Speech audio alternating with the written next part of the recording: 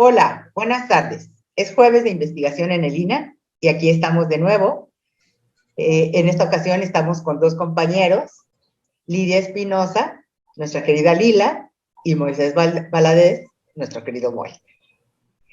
Acuérdense que esta serie de charlas las ha echado a andar el Sindicato Nacional de Profesores de Investigación Científica y Docencia del Instituto Nacional de Antropología e Historia, con el objetivo de dar a conocer qué es lo que hacen sus investigaciones, cómo se comprometen con la sociedad, con el cuidado, investigación y difusión del patrimonio y los bienes culturales que hemos creado a lo largo del tiempo los mexicanos y la humanidad en general, y también para ver cuáles son los efectos que el recorte presupuestal ha ocasionado en estas investigaciones. Bueno, como les mencioné, en esta ocasión nos acompañan Lila y Moisés. Lila es Lidia Espinosa Morales, es historiadora, investigadora en el INA, ingresó al Departamento de Investigaciones Históricas, hoy Dirección de Estudios Históricos, y por muchos años formó parte de los seminarios del doctor Enrique Florescano, dedicándose a la historia económica colonial. También estuvo adscrita al Centro INA Michoacán, donde trabajó en la clasificación de los documentos del siglo XVI del Archivo Histórico de Pátzcuaro. Ya en el Centro INA Nuevo León ha realizado diversas investigaciones sobre la historia regional. Ha impartido conferencias, clases y diplomados en diversas instituciones y universidades del país y ha participado como ponente en numerosos congresos. Es autora de varios libros y catálogos documentales y entre sus publicaciones en Nuevo León se encuentran El Nuevo Reino de León en voz de sus contemporáneos, La Capilla del Señor de la Misericordia de Linares, Nuevo León, y los libros cómic para jóvenes, Episodios de la Independencia en Nuevo León y Episodios de la Revolución en Nuevo León, en 2010, publicados por el Fondo Editorial Nuevo León. También es autora del libro La creación de la Universidad de Nuevo León, 1933, y del capítulo Entre la norma y el trazo y el uso, una breve historia de las calles de Monterrey, en el libro resultado del proyecto Ciudad y Espacio Público, una revisión multidisciplinaria de lo urbano desde la calle, el caso de Monterrey. Actualmente ha concluido para el Fondo Editorial Nuevo León la investigación para el libro Protexta 75 aniversario, uno de los grupos empresariales más importantes de Nuevo León.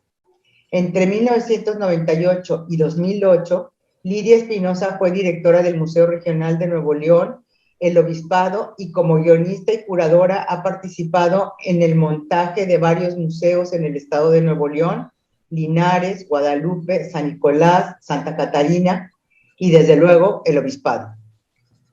Moisés Valadez Moreno es arqueólogo mexicano egresado de la Escuela Nacional de Antropología e Historia, actualmente con el grado de doctor en Antropología Simbólica. Labora desde 1990 en el Instituto Nacional de Antropología e Historia, donde ha desempeñado cargos como director de planeación, evaluación y coordinación de proyectos arqueológicos, director de operación de sitios, vocal del Consejo de Arqueología, director de la Zona de Monumentos Arqueológicos Boca de Potrerillos.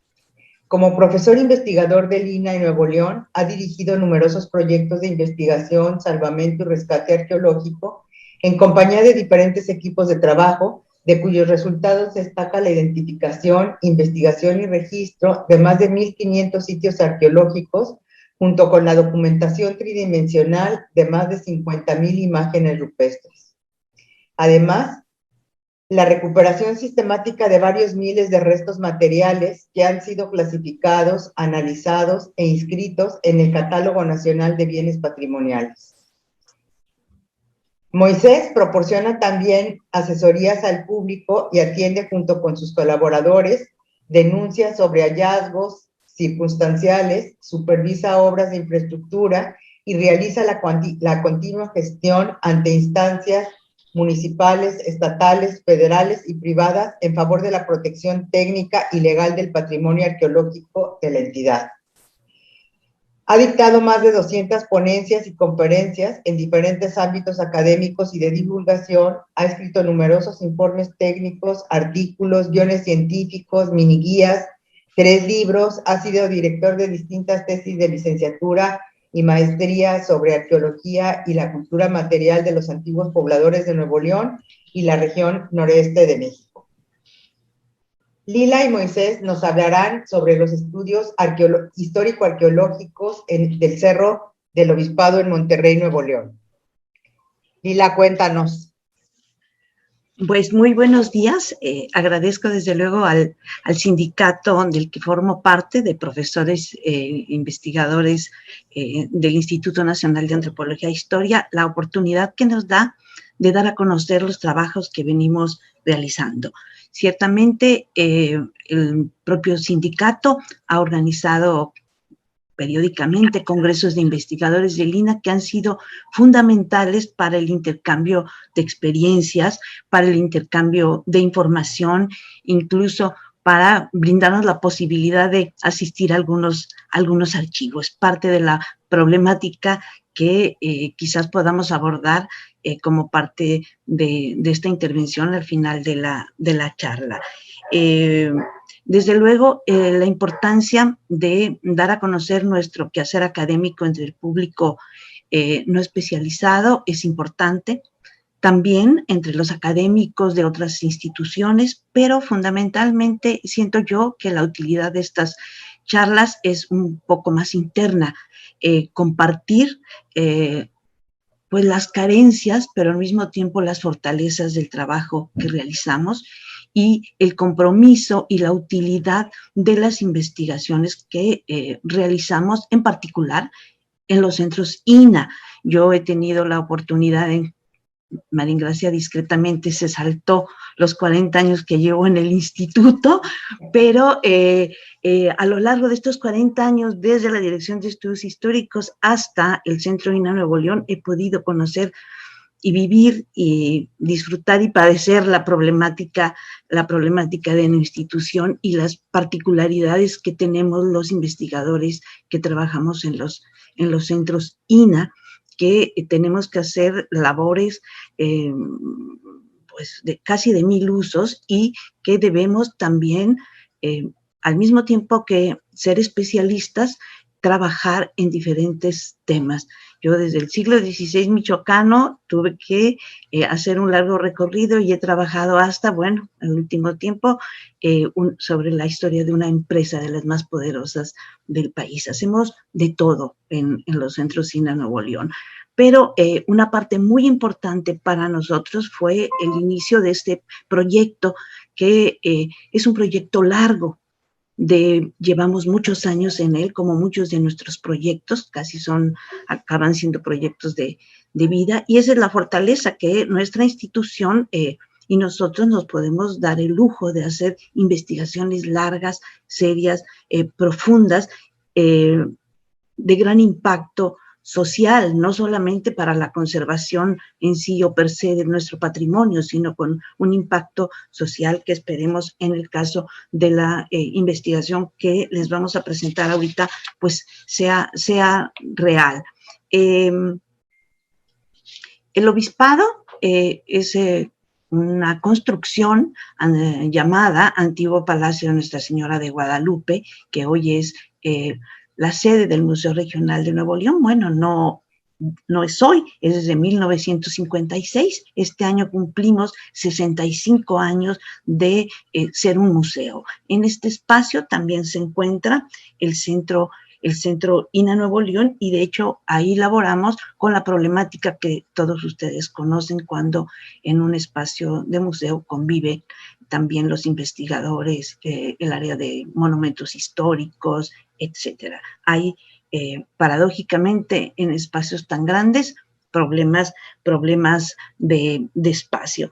La investigación que vamos a presentar hoy es la segunda fase de un proyecto más largo que se llamó el Obispado Estudio Multidisciplinario de un sitio patrimonial único en la ciudad de Monterrey. Este proyecto lo iniciamos ya oficialmente, ya con financiamiento en el año 2017, aunque comenzó en muchos años antes, cuando pues nos dimos cuenta de que faltaban investigaciones al respecto de este inmueble tan importante, el único bajo la custodia del INAH en todo el noreste de México. No hay ningún otro edificio en Coahuila, Tamaulipas, que esté bajo la tutela del instituto. Aún así, cuando por diferentes motivos queríamos tener alguna información, pues no pasaba de un librito escrito en 1946. Es increíble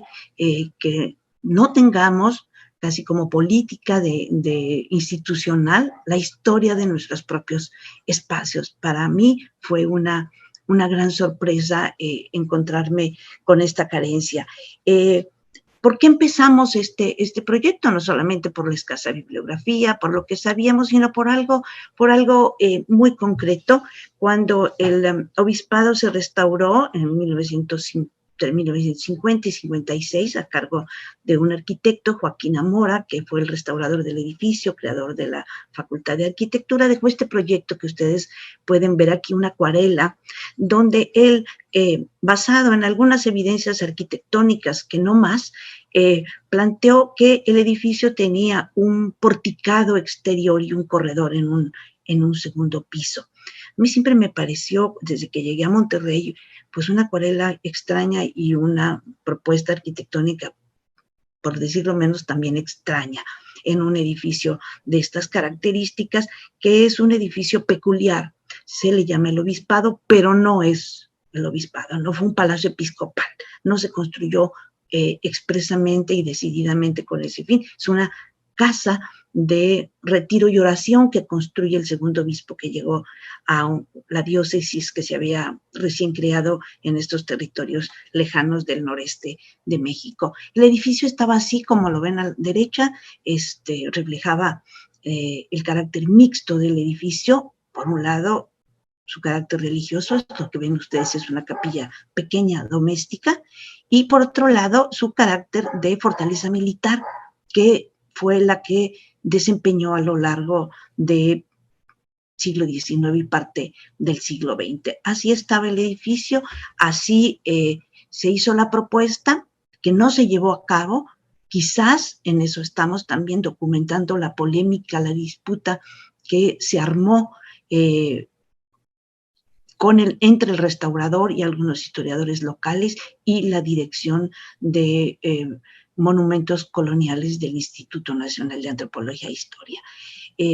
Está documentada, nos falta todavía recopilar y analizar un poco esa información. Pero cuando en 1998 se quiso remodelar el museo, y de hecho se remodeló, pues se repusieron esos elementos arquitectónicos que no estaban, es decir, se volvieron a hacer. Preocupados, los compañeros de monumentos históricos se acercaron al área de investigación, nos preguntaron qué onda, qué saben ustedes al respecto. Pues no sabíamos nada, pero nos pusimos a documentar, temerosos de que, bueno, se cometiera una barbaridad. Encontramos evidencias documentales de que algo así existió en el proyecto original. ¿Cómo era? ¿Quién sabe? ¿Es de esta manera? ¿Quién sabe? Estos arcos se pusieron cuando, en eso estamos.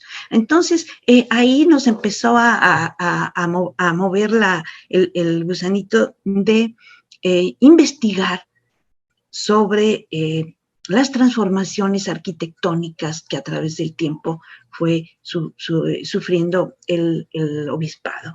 Es un monumento histórico desde 1932, declarado como tal por la Comisión de Monumentos y Bellezas Naturales de la Dirección de Monumentos Coloniales y de la República. Estos documentos los hemos tenido que conseguir. Increíble que en el archivo del Centro INAH y del museo estuviera. Es impresionante. Fue incorporado al INAH desde 1947 por el presidente Miguel Alemán, también publicado en el diario oficial. Esta es una de las razones que anteceden al proyecto. La otra razón muy, muy importante es que el obispado se encuentra en un cerro que está ya ahorita prácticamente en el centro de Monterrey, y no solo de Monterrey, sino de la zona metropolitana de Monterrey, que es un conglomerado urbano formado, van a disculpar ustedes, era por 8 municipios, ya no sé si se acabaron pegando otros 2 o 3. Es un conglomerado urbano en el que se concentra poco más del 90% de la población del estado de Nuevo León. Es una megalópolis, imagínense ustedes con todos los problemas de movilidad, de contaminación que eso supone. El Cerro del Obispado, que estaba, como dicen los documentos, a extramuros, afuera de la ciudad, pues ya quedó en el centro. Estamos en la colonia centro, y se encuentra prácticamente cercado por la mancha urbana que se lo está devorando. Los problemas se hicieron para nosotros patentes cuando se construyó una megabandera en la cima del Cerro del Obispado, pues conmemorando un Día de la Bandera, creo que fue en 1995, van ustedes a disculpar,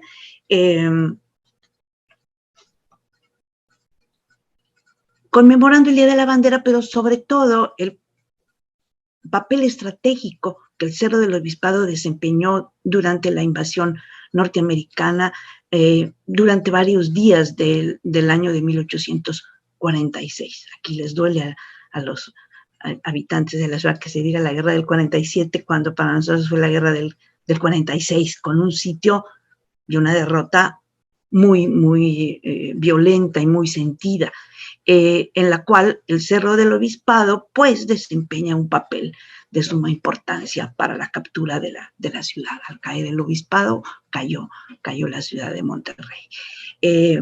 A nosotros nos llamó la atención también el hecho de que fuera el gobierno del estado el que construyera la megabandera, y nos entusiasmó y al mismo tiempo nos empezó a preocupar, porque sabíamos nada prácticamente del régimen de propiedad del Cerro del Obispado. Sabíamos que hay una zona federal,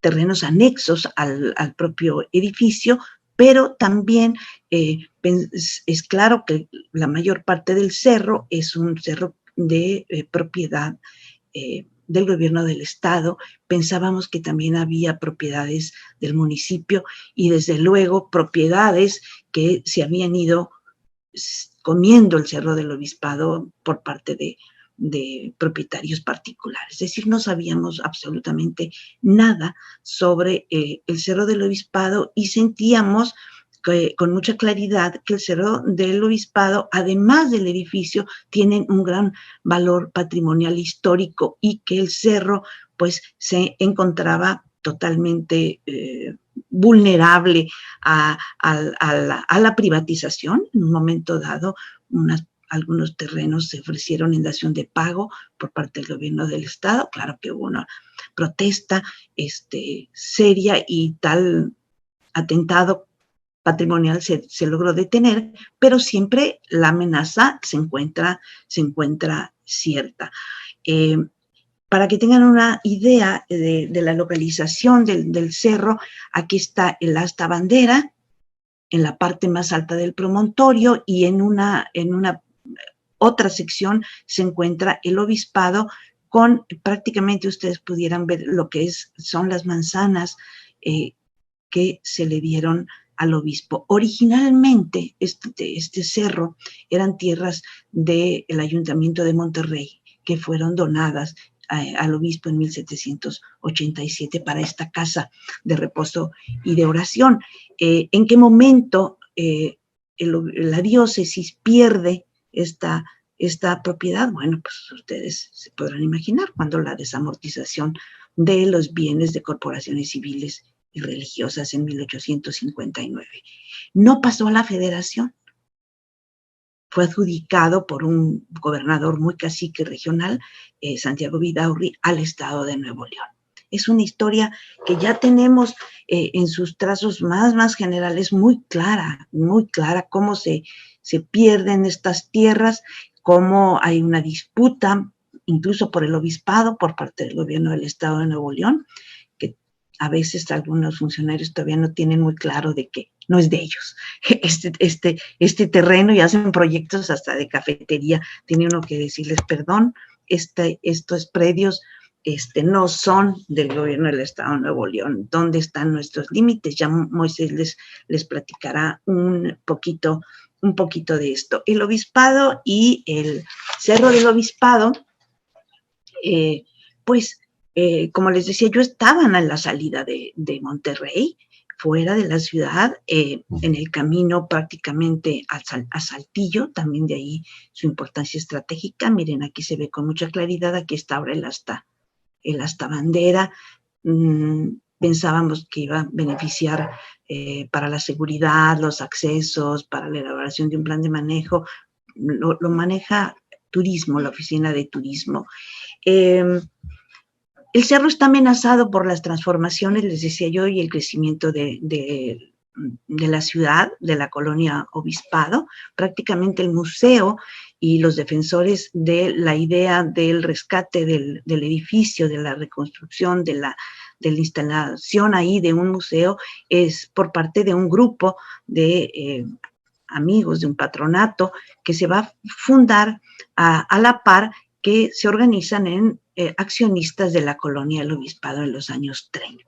Ese también es un capítulo muy interesante de cómo este grupo empresarial poderoso se empieza a preocupar por el patrimonio. Primero pensaban un centro de exposiciones industriales, querían que el gobernador lo reclamara al gobierno federal para hacer estas exposiciones. En fin, una larga disputa que termina en que pues, el Instituto Nacional de Antropología e Historia se hace cargo del inmueble y lo restaura e instala ahí un museo.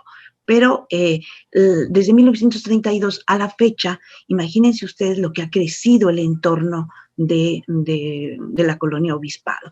Ya no en el sentido horizontal, sino vertical.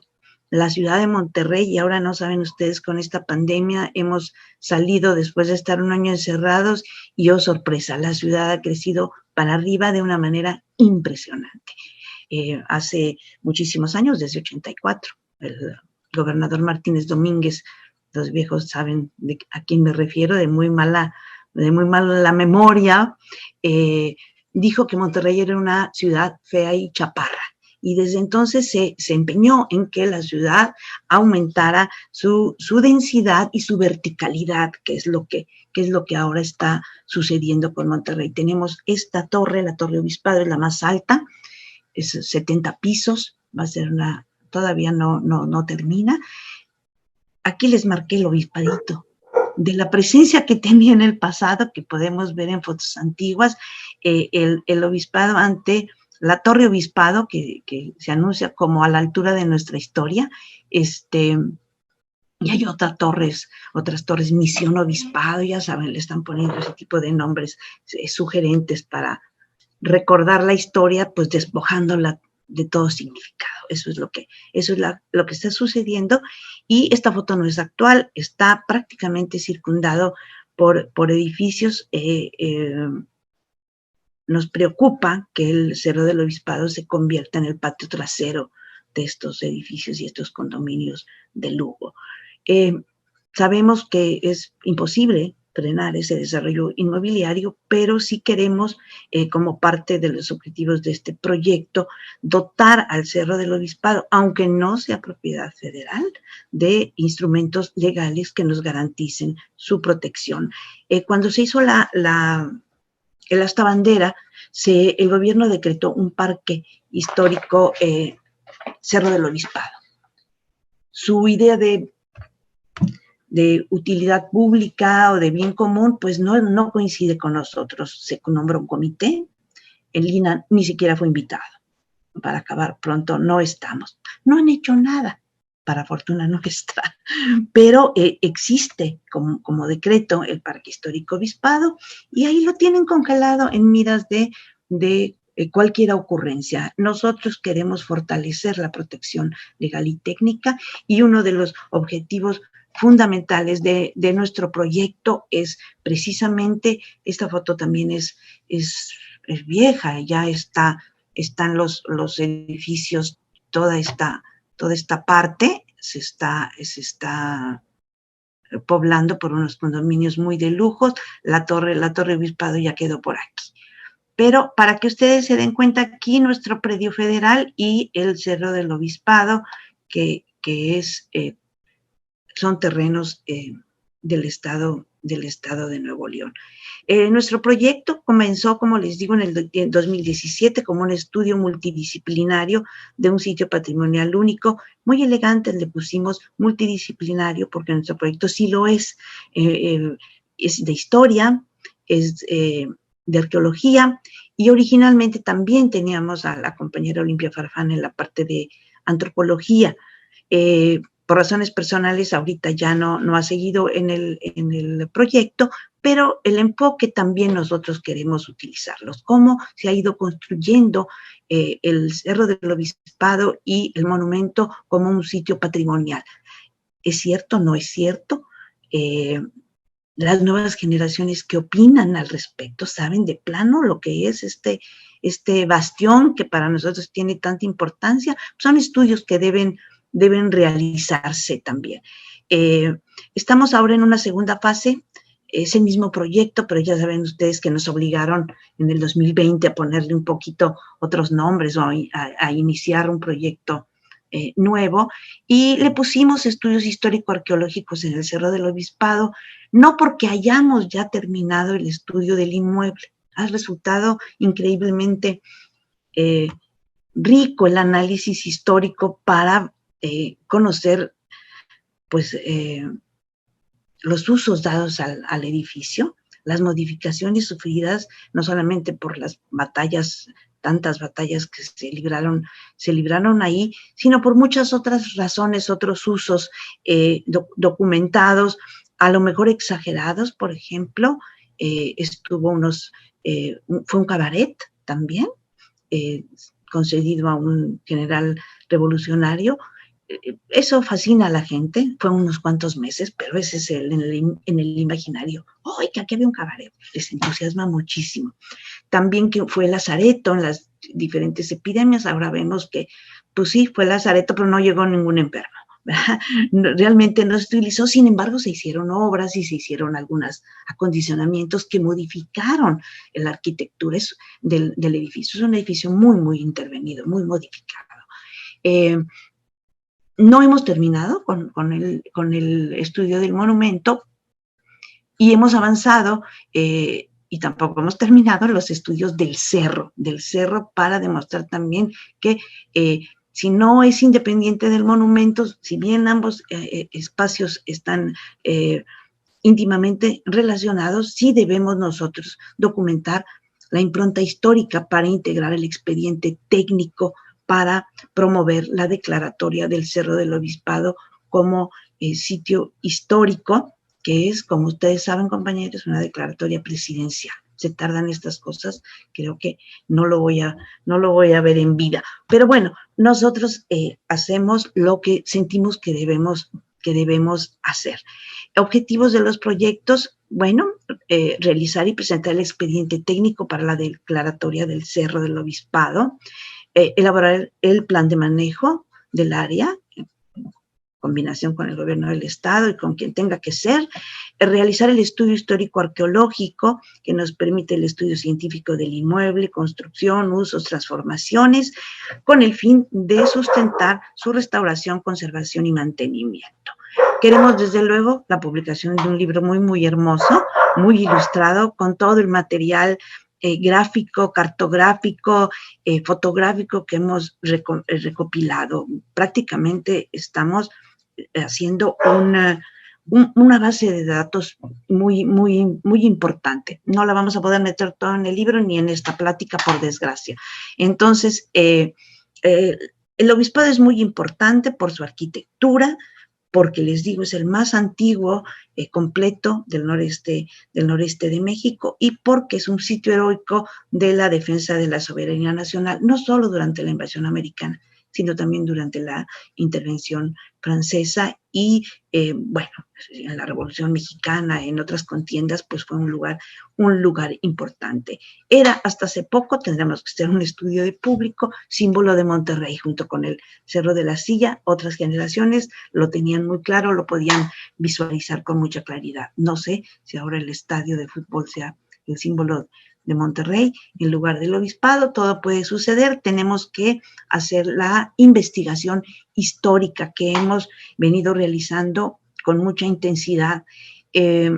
Como todo es una obra colectiva, hemos tenido chicos de servicio social, con muchas dificultades, porque no solamente no paleografían nada, sino no leen ni manuscrito. Entonces ahora los jóvenes construyen su futuro, los chicos de servicio social o práctica profesional nos sirven poco. ¿Por qué? Pues porque ni siquiera pueden leer textos manuscritos. Pero lo hemos llevado de manera exhaustiva cuando contábamos con dinero para viáticos, desde luego, porque estas investigaciones, tenemos buenos archivos, debo decir, tenemos archivos que a lo largo del tiempo se han ido clasificando de una buena manera. Algunos fondos se han digitalizado, no todos, pero la riqueza que hemos encontrado en los archivos de la Ciudad de México es incomparable. Sin el apoyo institucional de viáticos para este proyecto que nos fue brindado, pues con modestia, es un proyecto que tiene muy poquito dinero. Hemos aprovechado, ya no se puede, las asambleas sindicales para quedarnos 2 o 3 días y escaparnos a los archivos, y de esa manera hemos podido asistir a la Ciudad de México, a Guadalajara, Saltillo y en Monterrey, donde hemos hecho mucha investigación. Hemos consultado fototecas y mapotecas en Pachuca, Monterrey y la Ciudad de México. En línea, sobre todo, hemos encontrado de los repositorios norteamericanos una gran cantidad de litografías, de acuarelas, de dibujos que se hicieron durante la intervención, la invasión americana. Archivo General de la Nación, el mejor fondo de expolios. Los que son colonialistas saben qué tipo de procedimientos ocurren tras la muerte de un obispo y la cantidad de inventarios y descripciones riquísimos que se hacen sobre las propiedades que tenían los obispos. El archivo histórico de la Secretaría de la Defensa Nacional, pues apenas hemos empezado. Es decir, es un archivo que requeriría apoyo presupuestal serio para que nos estemos una temporada consultando en sitio los documentos, porque aunque están en línea, algo pasa, que están desfasados y la realidad es que no se pueden consultar con facilidad. De milagro se encuentra uno alguna cosa, pero son fundamentales para el uso militar del inmueble.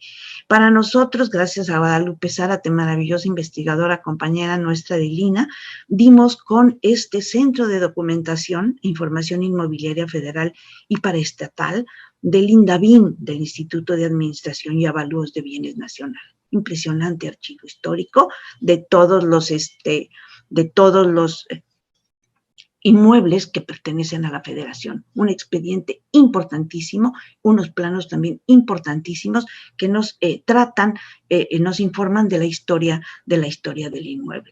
De Lina, una cantidad de archivos importantes, de la Coordinación de Monumentos Históricos, de la Biblioteca Nacional de Antropología e Historia, de la Dirección de Lina, de la colección Eusebio Dávalos Hurtado, en fin, desde luego del Sistema Nacional de Fototecas, de la Fundación ICA, fotografías aéreas muy, muy interesantes que nos muestran el avance de la ciudad. La Mapoteca Orozco Iberra, incluso la biblioteca del Archivo Histórico de Hacienda. Nos faltan algunas menores.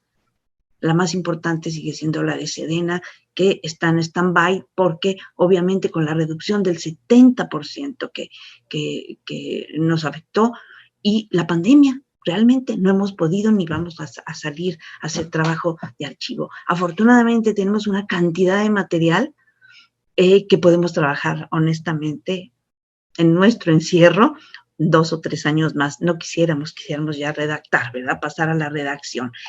Aquí están los espolios, me voy rápido, los archivos locales y provinciales, obvio, el Archivo General del Estado de Nuevo León, Archivo Histórico de Monterrey, el Archivo Histórico de la Arquidiócesis de Monterrey, la Biblioteca Cervantina del Tecnológico, también tienen una fototeca espléndida, el TEC, y bueno, hasta hemerotecas digitales del periódico El Porvenir, donde se ven estas polémicas sobre restaurar, enjarrar, reponer elementos arquitectónicos faltantes, etcétera. Interesante que se dio por allá en la prensa en los años 50.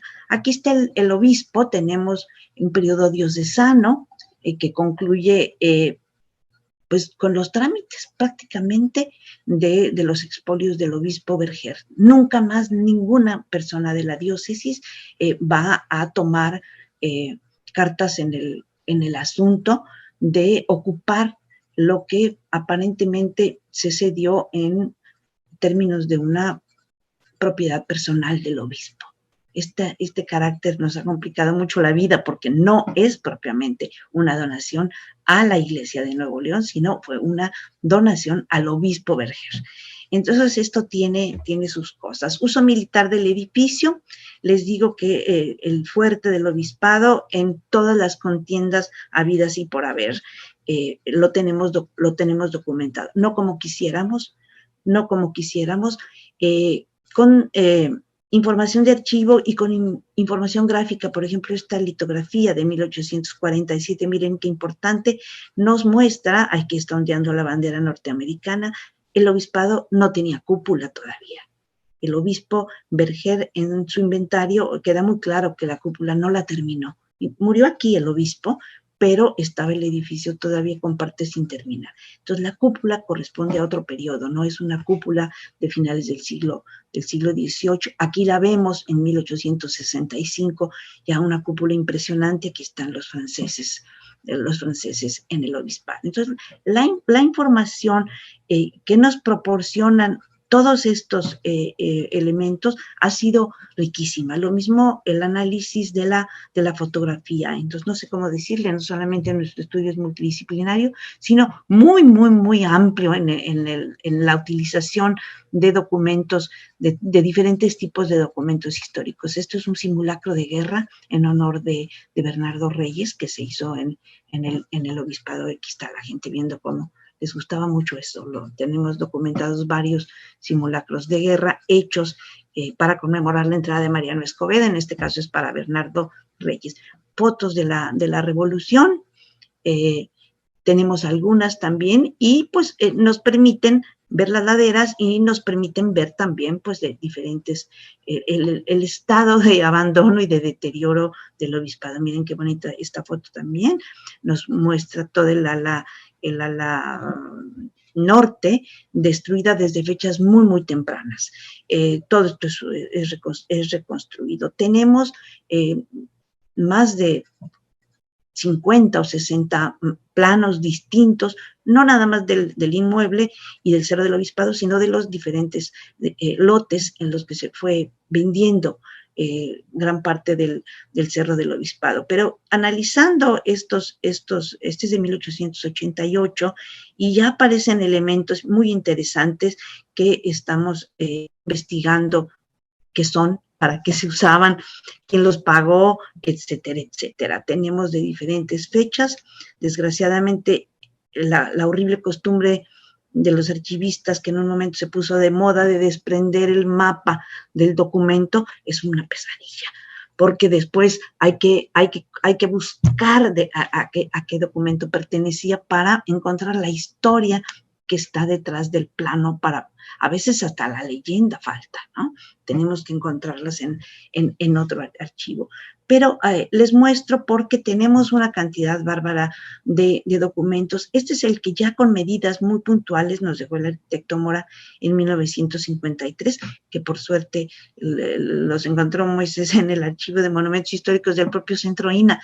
Pues ya son documentos históricos, ya estaban ahí los planos del arquitecto Mora. Nos sirven muchísimo para tenemos bien descrito desde que se murió el obispo, dónde dormía el obispo, su confesor, su médico, su administrador o mayordomo, el provisor del obispado, en fin, tenemos muy claro, pero ya con las medidas, y también hemos podido ver los cambios que hizo el arquitecto Mora, que sí conoció las descripciones que se hicieron cuando la muerte del obispo, pero se tomó algunas libertades también. Hizo simetrías donde no las había, etcétera. Entonces estamos también confrontando y cotejando esto. La información cartográfica, fíjense ustedes, también nos da mucho. Aquí está el edificio en 1791, en una versión de un plano posterior. Estos nos han servido mucho para ver que no solamente es importante el edificio, el cerro, nos estamos queriendo meter en 11 balas porque tenemos muchos documentos, la hacienda de la Loma. Esta era una propiedad que también pertenecía al obispo y que, bueno, pues se pobló con la colonia obispal. Entonces, de repente, eso lo vamos a dejar un poquito de lado porque si no ya sería otro libro, ¿verdad? Imagínense usted, la hacienda de la Loma y la colonia. Tenemos el Cerro del Obispado en diferentes mapas con algunas obras para su fortificación, aquí se ven. En eso estamos, y muchos planos de la lotificación. Estamos también documentando la historia del cerro y del obispado como patrimonio, con la Junta Arqueológica de Nuevo León, las mejoras del obispado, la primera y la segunda, el Patronato Pro Reconstrucción del Obispado y la Sociedad de Amigos del Museo que todavía existe, que todavía apoya. Pues eso es lo que tengo yo que decirles. Hicimos en un concurso también de fotografías, esta es la muy linda foto ganadora, porque nos interesaba también que la gente empezara a participar y que pudiéramos recuperar algunos materiales como si nos faltaran, ¿verdad? No nos faltan. El obispado es un patrimonio vivo, todavía van fines de semana las novias, las quinceañeras, olvídense ustedes las graduaciones, y sí es un referente cultural importante para, no sé si para todos estos habitantes de este megalópolis que soy Monterrey, pero bien vale la pena seguir contribuyendo a la construcción de este espacio como un espacio de la memoria, pero también como un espacio de cultural, como un espacio de patrimonio vivo. Para ello se necesita, sí, su protección legal y técnica bien fundamentada, su plan de manejo también bien estructurado. Le dejo la palabra a Moisés. Agradezco la oportunidad de dar a conocer esta parte de la investigación histórica del proyecto. Gracias. Bueno, pues muchas gracias nuevamente por la invitación. Yo ya había estado con ustedes la vez pasada, pero en este caso pues es otro proyecto completamente diferente. Déjenme mostrar la presentación de... Ahí lo estamos, ¿verdad? Ahí lo vemos. Bueno, pues en este caso vamos a complementar un poco lo que estuvo platicándonos Lila sobre el Cerro del Obispado y lo que hemos hecho tanto como el proyecto multidisciplinario como en los últimos 2 años de pandemia en lo que sería el estudio histórico-arqueológico del Cerro del Obispado en Monterrey. En este caso, pues como ya les dijo ella, pues es un problema que tenemos de que apenas hace unos 70 años veíamos el obispado como esto y ahora lo vemos completamente invadido en su periferia. Entonces, bueno, ya les platicó de que es muy testigo de numerosos hechos históricos. Es importante que esta imagen, como se las enseñó Lila, estaba al revés, porque se veía el cerro del obispado al revés, el cerro de la silla al revés. Ahí está bien, porque en la litografía a veces sale en las imágenes en internet al revés. Pero bueno, ¿qué es lo que hemos hecho nosotros? Bueno, pues nosotros primero queríamos saber, como dijo Lila, que si había una parte como propiedad del instituto, que si había una parte del gobierno del estado, que si había del municipio. Y bueno, primero delimitamos en general qué era lo que es el predio, el polígono, ¿no? Entonces hicimos la revisión, hicimos el recorrido particular de todo el cerro y al identificar nuestras mojoneras, nuestros límites, encontramos, como dijo ella, en los documentos, sabíamos que había un plano de 1888 donde se daba un perímetro al obispado. Ese perímetro después encontramos hasta el decreto presidencial de que está a favor, bueno, a favor de la federación y la federación posteriormente de Lina, y pusimos nuevamente nuestras mojoneras.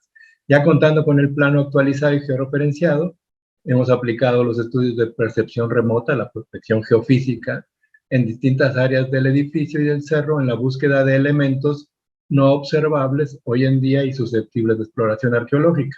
Entonces, tanto con nuestro plano ya ahora sí nuevo, que hicimos junto con la Dirección de Registro Público de Monumentos, Zonas Arqueológicas e Históricas, monumentamos, ahora están nuestras mojoneras nuevas aquí, con georreferenciadas, ubicadas milimétricamente. Sabemos que esta parte es federal y otra parte es del gobierno del estado. Y en cuanto al edificio, pues entonces buscando a través de la prospección geofísica, que diferentes nuestras hipótesis de trabajo han sido cuándo y quiénes lo construyeron, cuáles son sus materias de fábrica, sus técnicas constructivas, la función original, su destino, sus distintos usos y las intervenciones que se han llevado a cabo en el edificio hasta el día de hoy. Entonces, pasamos el georradar, pasamos las diferentes antenas de georradar en distintos puntos del edificio para saber si todavía existían o existen evidencias de esas trampillas, de esas que bajaban a los sótanos, que dónde estaban los desagües originales, porque ahora hay un problema grande de que se llena el aljibe y no se desagua. ¿Por qué no se desagua? Porque lo taparon, porque lo hicieron mal en cuanto a la restauración, dejaron mal los desagües, entonces buscar los desagües originales. Entonces pasamos por las salas para identificar dónde estaban los vanos originales, dónde estaba el área de cocina, dónde estaba la estufa. Entonces, tanto el georradar en diferentes antenas de penetración, los más grandes tienen mucha penetración, menos resolución, y los más chiquitos tienen mucha resolución, pero menos profundidad. En este caso, como ven aquí, este es uno más chiquito, pero nos puede dar una gran precisión para saber buscar, por ejemplo, en los exteriores. Este es en el tambor de la cúpula, y hemos identificado dónde pueden estar las balas de cañón, balas de mosquetón, balas de diferentes batallas. Entonces se muestran en los edificios, saber dónde se ha perdido materiales de construcción, saber dónde se ha perdido las restauraciones también. O sea, tanto nos sirve para la conservación, para la investigación arqueológica y para la conservación integral del edificio. Entonces ahí se ven las diferentes antenas, estas para muy profundas y otras son menos profundas, pero muy precisas. Además, en los exteriores también hemos hecho lo que es la resistividad eléctrica, que se pasa energía eléctrica por diferentes electrodos, y se pueden buscar anomalías de metales, de huecos, de piedras, en fin, y todo esto a través de la excavación. Aquí hemos excavado todos estos que ven aquí son los pozos que hemos hecho en las 3 temporadas de excavación. Incluso aquí tuvimos el apoyo de los estudiantes de la Escuela Nacional de Antropología e Historia. Tenemos 2 generaciones que han venido y hemos encontrado pues balas de cañón, de estos cañoncitos que le llaman el niño, esos cañones chiquitos, que tenemos uno en exhibición en la sala. Y aquí vemos un resumen más o menos de lo que hemos encontrado nada más en las 2 temporadas de exploraciones. Más de casi 1000 tiestos cerámicos, también casi 1000 restos de metal, losetas, fragmentos de restos óseos, canicas, vidrios, castillos de diferentes épocas, pero estamos empezando a clasificar. Ahora bien, ¿qué hemos hecho ahora en esta pandemia? Tanto en el 2020 como en el 2021, ahora nos estamos enfocando en lo que ustedes vieron anteriormente, es el lado norte, sur-norte, digamos, del nororiente, perdón, del edificio. El edificio está aquí, y ahora estamos haciendo la prospección en esta zona, y precisamente en estos últimos días, en esta zona, en el mes de julio, hicimos la resistividad eléctrica de esta área, y vamos a continuar con el georradar y con el magnetómetro. Sobre todo nos sirve mucho el magnetómetro para poder, como detecta los metales en estas zonas, pues cuando son batallas, podemos encontrar diferentes vestigios. Entonces, esto es lo que estamos haciendo ahorita, esto es lo que vamos a hacer al término del año. Como yo les había platicado en la vez anterior, en la oportunidad anterior, a partir de junio de 2020 declararon como actividad esencial y sigue declarada aún con semáforos rojos de actividad esencial la construcción. Entonces tuvimos que regresar mis colaboradores y yo al programa que tenemos de arqueología urbana, tanto en el centro de la ciudad, aquí en el mismo centro del obispado, por la gran especulación inmobiliaria que hay. Aquí lo que vemos nada más para acabar con esta parte es, estos son los puntos donde vamos a explorar también. Y esto es lo que acabamos de hacer. Nuevas líneas de resistividad eléctrica en la parte norponiente del cerro, y ya encontramos ya ya tenemos 2 anomalías detectadas, pero seguiremos con esto. Y en complemento, como les decía, las exploraciones, nuestro programa de arqueología urbana, hacemos las inspecciones de los predios en torno al edificio. En este caso, esta es la puerta obispado que les mencioné, y aquí ya se ve la torre obispado, a la altura de nuestra historia, a la altura de nuestra historia de especulación y económica, porque aquí ya de este ángulo ni siquiera podemos ver el edificio. En este caso, en la Torre Obispado, sí pudimos obligarlos a que cuando por lo menos de la distancia no puede rebasar esta altura, aquí lo vemos desde a nivel de piso, y el edificio no debe rebasar en su altura a la distancia sus techos, la visual del obispado, por lo menos del lado norte. Nosotros insistimos mucho a la delegada que estaba en turno que por lo menos les dijera a esto algo, o sea, que le dijera, bueno, ¿cómo van a ustedes a salvar que se va a perder la visual? Pero realmente no tuvieron, nunca lo quiso hacer y nunca fue a decirles nada. Nosotros en este caso cambiaron los delegados y bueno, en este caso sí hemos podido lograrlo, y un proyecto que iba a ser mucho más alto, pues por lo menos tuvimos la fortuna de que aceptaron a que no se pierda la visual. Entonces, pues estamos en eso, vamos a seguir trabajando, y bueno, el estudio no solamente tiene la parte arqueológica, sino como dice Lila, con la parte documental, todo combinado para la salvaguarda de nuestro edificio. Muchas gracias.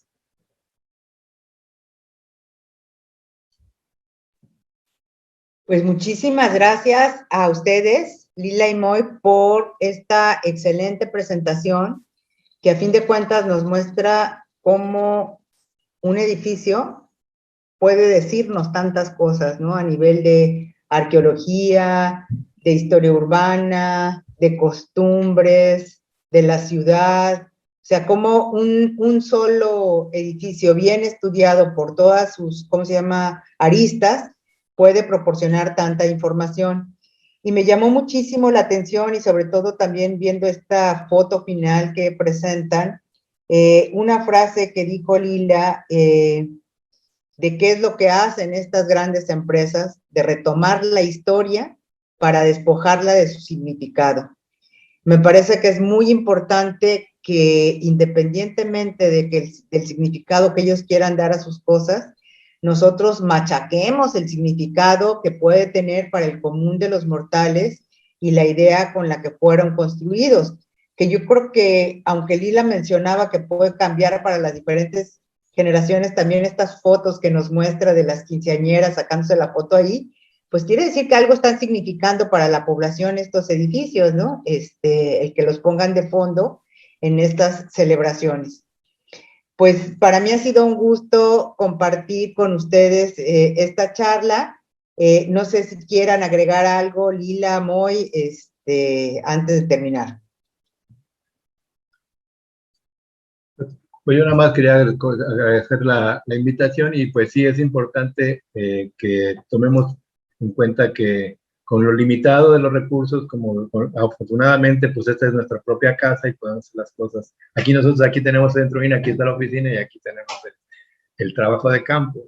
Pero aún así sí es importante que, como yo lo repito como mencioné la vez anterior, que pensemos que también el trabajo que nosotros dejemos de hacer, pues también despoja a nuestros compañeros que son de contrato, ¿no? Entonces, pues si son limitados los recursos, muchos de ellos son familias que estamos dejando luego sin trabajo, sino por lo menos buscamos las opciones En este caso, para los recursos de la parte de los nuevos estudios, hemos sacado también de los terceros. Entonces, aprovechar esas coyunturas para dar trabajo a nuestros compañeros y para poder continuar nuestros estudios y que no dejemos desprotegido nuestro patrimonio.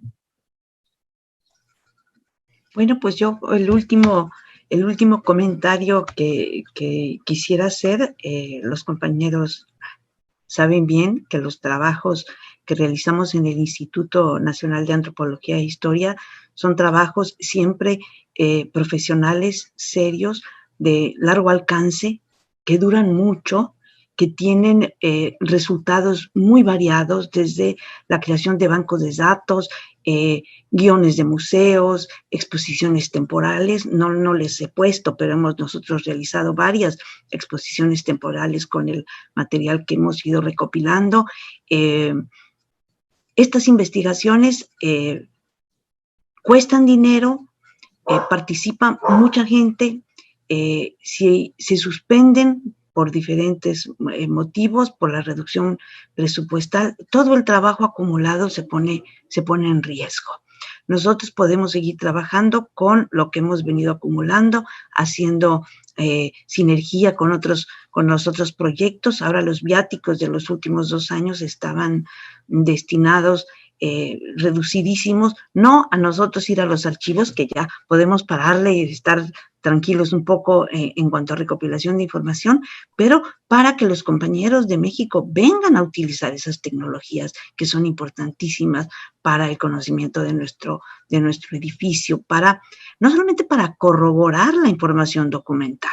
Los descubrimientos que se han hecho en la arqueología nos plantean problemas, nos señalan puntos en los cuales tenemos que investigar o profundizar. No todo nos los dicen los documentos y no todo nos los dice la arquitectura y la arqueología de los espacios. Tenemos que hacer una combinación y tomarnos muy en serio también la consideración de la seriedad de todas las fuentes utilizadas, de las postales, de las fotografías, de las litografías. Es peligroso entonces que se detengan la administración de los recursos, no solamente porque se detiene el trabajo realizado, sino porque se puede perder también el trabajo acumulado y la inversión que la institución ha realizado al financiarnos durante varios años estas investigaciones. La fortaleza de nuestra institución consiste precisamente en eso, en poder tener un grupo serio de investigadores comprometidos que se dedican a investigar. Me faltó nada más rápidamente agradecer al doctor Pepe Ortega de los laboratorios de la Subdirección de Estudios de Servicios Académicos del INAH y a su equipo, que son los que nos han apoyado para estudios de la protección geofísica, y aún ahora con pandemia y todo, pues están viniendo a hacer nuestra parte de la percepción remota. Muchas gracias, Pepe, y seguimos trabajando.